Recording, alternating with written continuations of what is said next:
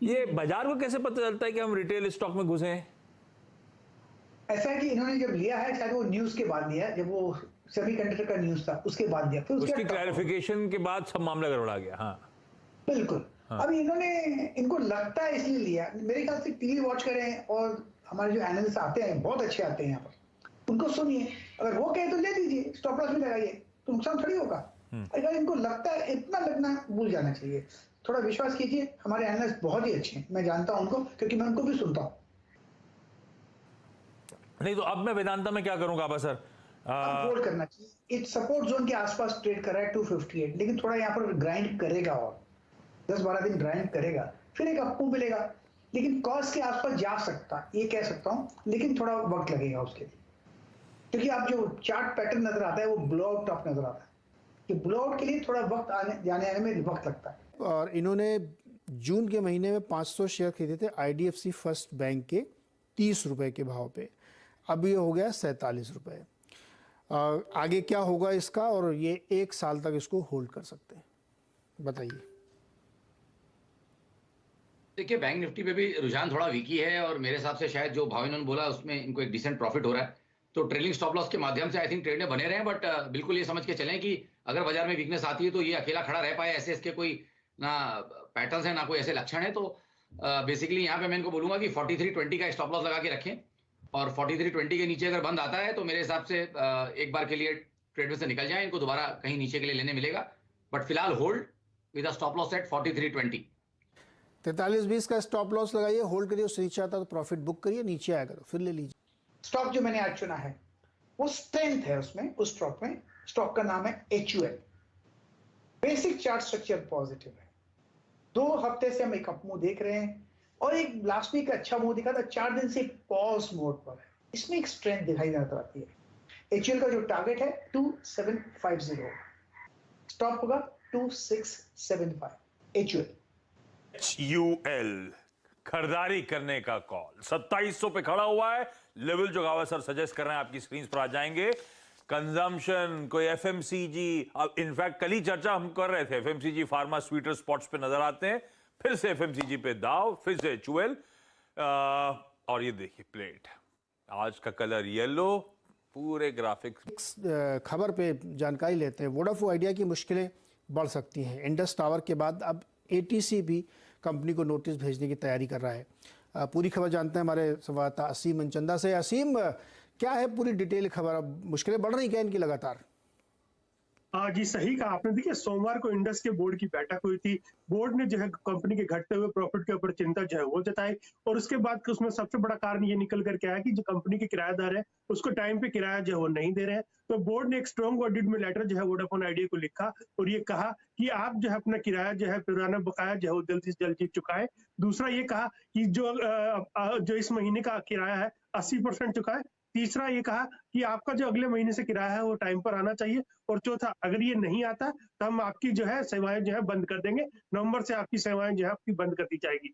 इसके बाद अब जो ATC कंपनी है वो भी वोडाफोन आइडिया को नोटिस भेजने की तैयारी जो है वो कर रही है। जो हमें सूत्र के हवाले से जानकारी मिल रही है कि कंपनी जो है आज ही नोटिस जो है वोडाफोन आइडिया को इसको लेकर के जारी कर सकती है। ATC की जो वोडाफोन आइडिया है उसका करीबन 2000 करोड़ रुपए का बकाया है, जो कि ATC को जो उसको चुकाना है, लेकिन कंपनी अभी तक ये पैसा जो है नहीं चुका पाई है। तो ATC भी नवंबर की डेडलाइन देने की तैयारी जो कर रहा है कि अगर कंपनी जो है ये पैसा जो नहीं चुकाती है तो कंपनी की सेवाएं जो है वो बंद कर दी जाएंगी। तो कुल मिलाकर के जो वोडाफोन आइडिया है उसकी मुश्किलें जो है बढ़ सकती है। तो कुल मिला के वोडा आइडिया की मुश्किलें बढ़ सकती हैं। बहुत बहुत शुक्रिया असीम हमारे साथ जुड़ने के लिए और ये जानकारी देने के लिए। वोडा आइडिया का शेयर दिखाइए, इस वक्त क्या स्थिति चल रही है? सर्वेंद्र, इस पर क्या कॉल है आपकी? नीरज जी, देखिए, हमेशा विवादों में घिरा रहता है तो बहुत ज्यादा कोई फेवरेट तो नहीं रहता है, बट हाँ, बीच बीच में कभी ट्रेड आए तो हमने भी दिए हैं। बट फिलहाल तो कोई बहुत ज्यादा स्ट्रांग व्यू है नहीं, और पूरा घेरे में घिरा हुआ है। तो जब तक ये सारे ओवरहैंग्स कंप्लीट नहीं हो जाते, आई थिंक काउंटर से दूर रहे। और मानस कह रहे हैं ये अभी भी वीकर विकेट है और प्रेशर माउंट होगा। 170 का पुट खरीद सकते हैं आप M&M फाइनेंशियल्स का। रिविजिट करूंगा सारे ट्रेड्स। ये हो गए आज के सारे बढ़िया टॉप कॉल्स। शरद अवस्थी साहब जुड़ रहे हैं, उनसे भी रिक्वेस्ट करी थी कि एक ऐसा स्टॉक हाईलाइट कर दीजिए जो इस समय अट्रैक्टिव लग रहा है, यानी कि SMIFS का सबसे ज्यादा कन्विक्शन जिस आइडिया पे आ रहा है। शरद जी गुड मॉर्निंग, कौन सा स्टॉक? हाँ जी, गुड मॉर्निंग। टाटा मोटर्स है हमारा high conviction bet and valuations पे। कंपनी का ओईएम स्पेस में इंडिया में सीवी और पैसेंजर व्हीकल्स में ठीक ठाक तो अच्छी पोजीशनिंग है। सीवी में तो लीडिंग पोजीशनिंग है, 40-42% मार्केट शेयर है। और इसके अलावा जो आपका जेएलआर का बिजनेस है वो भी काफी अच्छा रैंप अप हो रहा है और वहाँ पे रिवर्सल की हमें उम्मीद है इस क्वार्टर ऑनवर्ड्स। जो कॉन्सेप्ट कार सीवी में उन्होंने लॉन्च की, चाहे वो नेक्सन हो, चाहे कर्व हो या अविन्या, नेक्सन ईवी मैक्स हो या शोकेस की जो कॉन्सेप्ट कार्स कर्व और अविन्या, उसमें भी हमें लगता है काफी बढ़िया ट्रैक्शन आनी चाहिए। टियागो की लॉन्च भी काफी सक्सेसफुल रहनी चाहिए। इसके अलावा जो रीफोकस और री इमेजिन प्रोग्राम करके वो जेएलआर में लगातार कॉस्ट में कमी ला रहे हैं, उसका भी फायदा कंपनी को मिलना चाहिए। तो हमारा ये मानना है कि अगले 2-3 सालों में ये तीनों सेगमेंट्स काफी बढ़िया परफॉर्म करेंगे। CVs, passenger vehicles, electric vehicles में अर्बन मोबिलिटी में इलेक्ट्रिक बसेस वगैरह के ऑर्डर्स हैं इनके पास। अभी आईओसी से कुछ फ्यूल सेल इलेक्ट्रिक व्हीकल्स के भी ऑर्डर्स इनको मिले हैं। और कंपनी को लॉजिस्टिक्स में भी लगभग 39,000 ई कॉमर्स कस्टमर्स के पास से उनको ऑर्डर मिले 39,000 यूनिट्स के। तो नए प्रोडक्ट्स भी लॉन्च किए उन्होंने सीवी में। तो ये सबका फायदा कंपनी को मिलना चाहिए। और ग्रेजुअली हमारा ये मानना है कि जैसे जैसे जेएलआर की स्थिति सुधरती है, क्योंकि वहाँ करीब 2 लाख यूनिट्स का ऑर्डर उनके पास ऑलरेडी है, उसमें से ज्यादातर ऑर्डर्स नए वाले रेंज रोवर स्पोर्ट और डिफेंडर के हैं, तो उसका उनको फायदा मिलना चाहिए। और लॉजिस्टिक इश्यूज अब लगभग रिजॉल्व हो गए हैं। तो हमारा ये मानना है कि अगले 2 साल में अर्निंग्स रेवेन्यू में करीब 19% की CAGR रहेगी और प्रॉफिटेबिलिटी में तो लॉस टू प्रॉफिट है, बट FY24 में लगभग 60-70% की ग्रोथ आनी चाहिए। उस हिसाब से EPS करीब 40 रुपए के आसपास आनी चाहिए। तो 15 का मल्टीपल मुझे लगता है इस कंपनी को आसानी से मिल जाना चाहिए। तो 600 रुपए के लक्ष्य के हिसाब से टाटा मोटर्स हमारी take of the day. Choose किया है HCL टेक। इसमें जो एक 877 का एक क्रूशल सपोर्ट था उसको रिस्पेक्ट करते हुए आगे बढ़ रहा है। ये एक स्टॉक टर्न अराउंड मूव देने की कोशिश कर रहा है। एक हमने देखा पिछले वीक डोजी बना के इस वीक काफ़ी एक स्ट्रॉन्ग कैंडल बन रहा है और यहाँ पे 963 का एक रेजिस्टेंस है, तो वहाँ तक के एक टारगेट्स एक्सपेक्टेड है। स्टॉप लॉस हम मेंटेन करेंगे 915 का। बात HCL टेक आज का टॉप कॉल भी था, मेरे ख्याल से बहेती साहब का टॉप कॉल था और ये बन गया इस समय। इस बीच जरा मार्केट्स में तगड़ा करेक्शन और आता हुआ। मैं अभी हम लोग थोड़े से हरियाली वाले व्यूज लेके 12:30 पे जब मार्केट रिविजिट करा था तो थोड़ा इन ग्रीन पैच थे, वो बचे हुए गेन्स भी वाइप आउट हो गए हैं। एक सेकंड पहले तो लाल, अभी भी लाल, ये आ गया लाल। निफ्टी बैंक तो 1/4% लाल में, निफ्टी भी रेड की टिक सब दिखा रहा है। तो ये सारा वो रिस्क ऑन जो सुबह था, सारा मोमेंटम फिजल आउट, कोई रिस्क ऑन नहीं। कल के क्लोजिंग लेवल्स पर निफ्टी एग्जैक्टली उन्हीं लेवल्स पे आके अब खड़ा हुआ आपको नजर आएगा। निफ्टी बैंक तो कल के लेवल्स के नीचे चला गया है, जो कि अंडर परफॉर्मिंग पॉकेट, जहां पे वो शॉर्ट्स ज्यादा क्रिएट हो रहे थे, प्रेशर ज्यादा माउंट हो रहा था, वो पॉकेट आज सबसे ज्यादा दिक्कत में आती हुई। कुछ इंडिविजुअल स्टॉक्स दिखाता हूं इस समय आपको। लार्सन एंड टूब्रो, मैं सिर्फ हेवीवेट्स हाईलाइट कर रहा हूं। लार्सन एंड टूब्रो का चार्ट जरा स्क्रीन पे खींचिएगा डायरेक्टर साहिबा। तगड़ा प्रेशर उस स्टॉक में अब बिल्डअप होता हुआ नजर आएगा। 0.25% का दबाव और अचानक सेकेंड हाफ से प्रेशर बढ़ रहा है। एशियन पेंट्स आज सुबह से राइट फ्रॉम द वर्ड को वीक था, अभी और फ्रेश पोजीशन मंदी की तरफ जुड़ती हुई एशियन पेंट्स पे आपको नजर आएंगी। 4% का दबाव एशियन पेंट्स इस समय झेल रहा है। SBI, state bank of India please लेकर आइएगा। हालांकि दबाव सिर्फ 0.5% का है, लेकिन ये स्टॉक भी पिछले कुछ मिनटों में प्रेशर थोड़ा सा इसका बढ़ रहा है। HUL उठाइएगा स्क्रीन पे, मैं सिर्फ हेवीवेट्स इसलिए सिंगल आउट करके मेंशन कर रहा हूं। HUL प्रेशर में, टाटा मोटर्स और महिंद्रा एंड महिंद्रा अपने गेन्स गवाता हुआ नजर आएगा। इन ग्रीन दिख रहे होंगे आपको, लेकिन सबका मोमेंटम ठंडा पड़ते ही चले जा रहा है।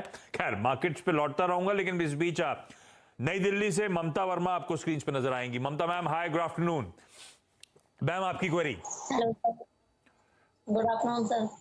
यस मैम, गुड आफ्टरनून जी, क्या सवाल है मैम?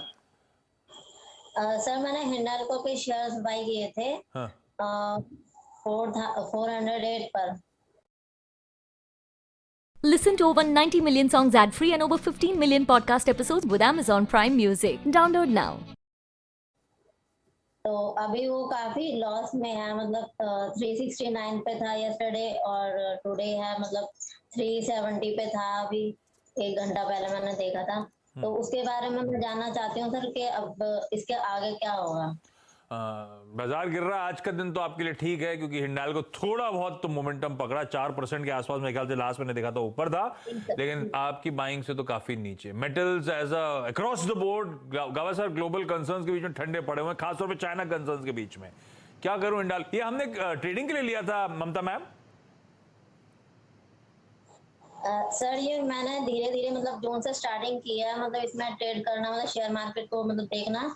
तो इसमें धीरे धीरे मैंने हिंडाल्को के बारे में मतलब थोड़ी जानकारी मैंने इकट्ठी की, तो उसके हिसाब से मैंने इसको ट्रेड करने के लिए लॉन्ग टर्म के लिए यूज तो लॉन्ग टर्म के लिए रखा है। ठीक है, हिंडाल्को लॉन्ग टर्म के लिए एक्यूमुलेट कर रखा है गावस्कर, और औसतन बाय प्राइस मेरा 408 का है।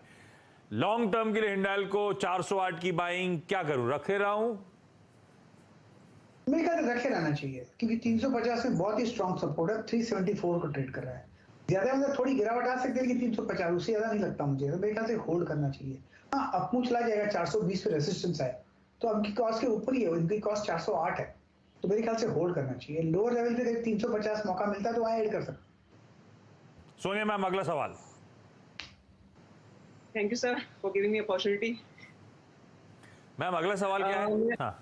अगला सवाल सर हिंद कॉपर का है। हाँ। हिंद कॉपर के मेरे पास में 111 शेयर हैं, और मैंने उस समय ये लिए थे 135.70 में। ये सब ने आज कमोडिटी मेटल स्टॉक्स ही ले रखे हैं। पहले आपने हिंद कॉपर की बात हुई है तो था, लेकिन अभी भी 150 पॉइंट के बढ़िया गैप अप के साथ शुरुआत होने के इंडिकेशंस। क्यों? तस्वीर ओवरनाइट क्यूज जो है ग्लोब की तस्वीर बदली। कल के US markets actual session screens पर लेकर आइएगा। तीनों बेंचमार्क्स डाउ, एसएनपी, नैस्डैक सब 2-2% के उछाल के साथ कामकाज। शुरुआत सुस्त, दिन भर बाइंग या रिकवरी जो कहना है, ट्रेंडिंग डे बना, दिन के हाईस पे जाके डाउ जोन्स बंद हुआ 0.25%, 550 अंक मजबूत। हम लोग डाइजेस्ट करके क्या गए थे? 1 से 1.5% के यूएस फ्यूचर्स का दबाव हो क्या गया? 2-2% की मजबूती। इस तरह से घूमा है हमने जो डाइजेस्ट किया, उसके सामने एक्चुअल सेशन। तो तब और अब आपकी स्क्रीन पर आएगा। आज सुबह के फ्यूचर्स फ्लैट हैं, तो तब और अब में दरअसल वो बड़ा डिफरेंशियल आ गया है। 1% दबाव डाइजेस्ट करा, 1.5% उछल गया, 2% उछल गया, तो आपकी स्क्रीन पे वो 700-800 पॉइंट की डाउ फ्यूचर्स और लाइकवाइज बाकी के फ्यूचर्स का जो डिफरेंशियल आ गया है, तेजी आ गई है, वो हमें आज के सेशन में डाइजेस्ट करनी है। ये है कहानी, और ये तेजी के पीछे की वजह बड़ी इंटरेस्टिंग बन रही है। सेंट्रल बैंक के टाइटनिंग की एक्शन से बाजार को डर लग रहा था। अभी तक तो सारे सेंट्रल बैंक ऐसा ही कर रहे थे, ये कल कुछ लोचा हो गया। महंगाई, मान लीजिए बहुत महंगाई है, तो उसको कैसे कम किया जाए? 2 तरीके हो सकते हैं। हाँ। या तो मैं आपको और पैसे दे दूं, हाँ, तो आपके पास महंगाई का असर खत्म हो जाएगा, लेकिन महंगाई और बढ़ जाएगी। लेकिन असर मैं और पैसे दे दूंगा आपको, हाँ, अब मैं देता ही रहूं आपको, हाँ, तो महंगाई बढ़ती रहे, हमें क्या फर्क पड़ा, हमें पैसे मिल रहे हैं। एक तरीका ये हो सकता है, सेब एक ही खरीद पाऊंगा वैसे ही चलता रहेगा। दूसरा तरीका ये हो सकता है कि महंगाई के कारण को निवारण किया जाए, क्यों हो रही महंगाई उसको ठीक किया जाए, सिस्टम को लिक्विडिटी किया जाए, क्योंकि नोट छपती उतनी है जितना आप प्रोडक्शन कर पा रहे हैं। कल बैंक ऑफ इंग्लैंड ने एकदम उल्टी गंगा बहा दी। वहाँ में इन्फ्लेशन इतने हाइस पे चल रहा है, बड़ी मुश्किल में है, तो जो नई वहाँ की पीएम बनी है लिज ट्रस, उन्होंने कहा कि हम मैसिव टैक्स कट करेंगे और लोगों के हाथ में पैसे आएंगे जिससे उनको मुश्किलों से निजात मिले, बिजली बिल भर सकें। वो वहाँ बहुत ज़्यादा बिजली बिल आता, 3 लाख रुपए साल का बिजली बिल होता है, रुपए के टर्म में 3 लाख रुपए साल का बिजली बिल है। गाड़ियों की कीमतें बढ़ रही है, एनर्जी प्राइसेस बढ़ रही है, तो उन्होंने कहा हम टैक्स कट कर देंगे। बैंक ऑफ इंग्लैंड ने इस कदम की आलोचना की, उसने कहा ये तरीका नहीं हो सकता कि आप हम लिक्विडिटी से ही जूझ रहे हैं, महंगाई जूझ रहे हैं और आपने ये कर दिया है।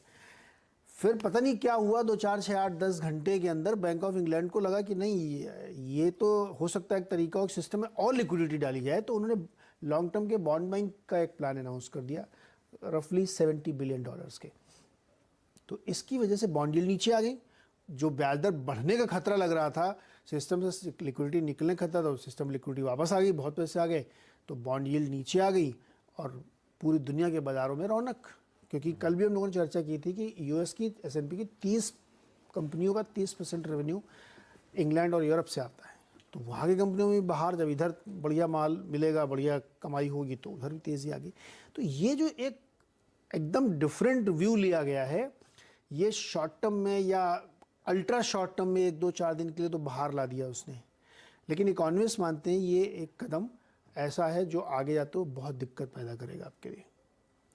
तो इसलिए हो सकता है कि 1-2 दिन 4 दिन या एक ही दिन या आधा दिन बाजार में इस तरह के रैली बने, मोमेंटम बने, लेकिन ये आगे इसके बहुत गंभीर परिणाम होंगे।